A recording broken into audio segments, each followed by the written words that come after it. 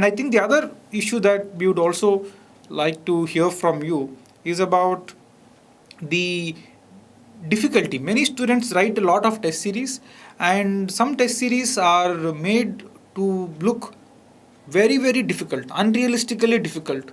And writing this test series brings the students' morale down one way. And I think even you wrote a few test series which where you felt like, despite getting 280, 290 in sociology, and you wrote some test series and you felt crushed. So some test series are made artificially difficult, and one, they bring the morale down. And if this bringing morale down, if it helps in the exam, that's okay.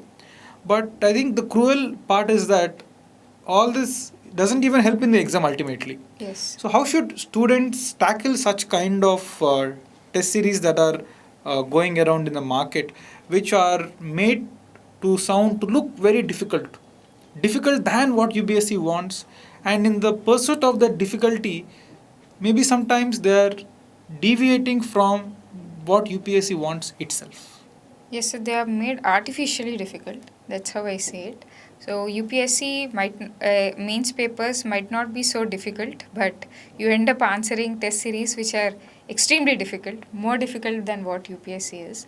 But I think then difficulty, the part is that they are irrelevantly difficult. That's right. They're not relevant to the exam, and yet they sound difficult. Yes, yes. So I think students shouldn't fall into this trap, because once you start to follow a test series just because it's difficult, you might lose the relevance of the entire preparation to the exam.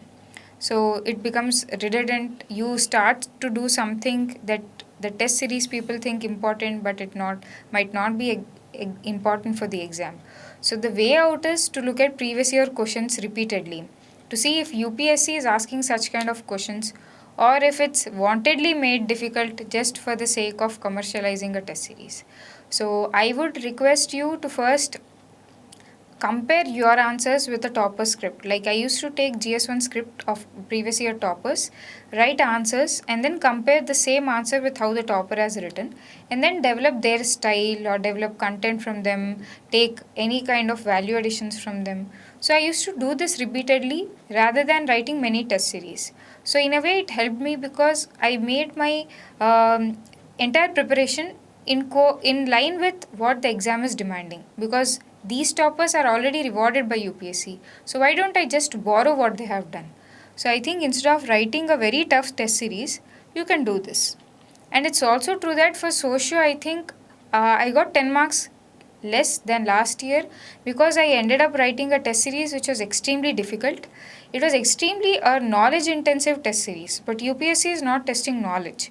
It's testing more of diverse knowledge or application of knowledge, so which I think lacked in that test series.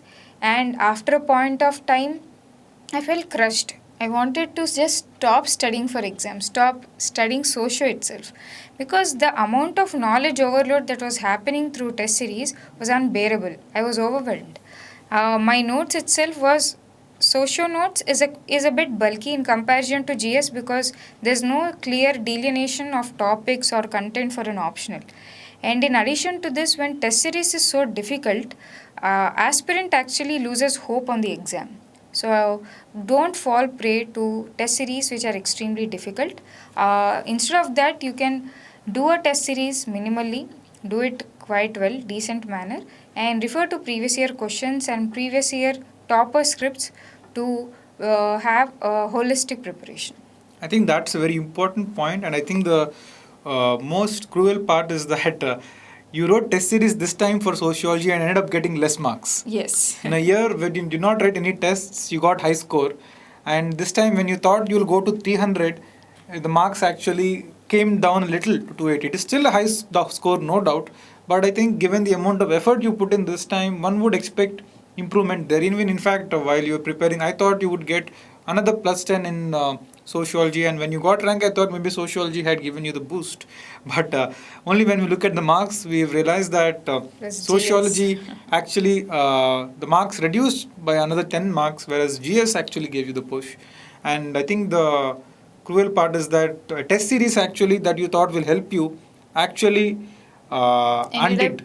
penalizing me. ended up penalizing you, added you to your stress, and eventually Yes, brought your marks down. that's right. So I think it is very important to understand the overall role of a test series in the examination, not overrate it, and also don't choose the right test series. Understand its role in the entire examination scheme and preparation, and second, take a test series that is reasonably designed in alignment with UPSC, and not a test series that is unreasonably difficult and one that is straying too far away from the examination needs. In this case, I think Sanjana madam, she took a test series that brought a lot of content overload and which was unnecessary.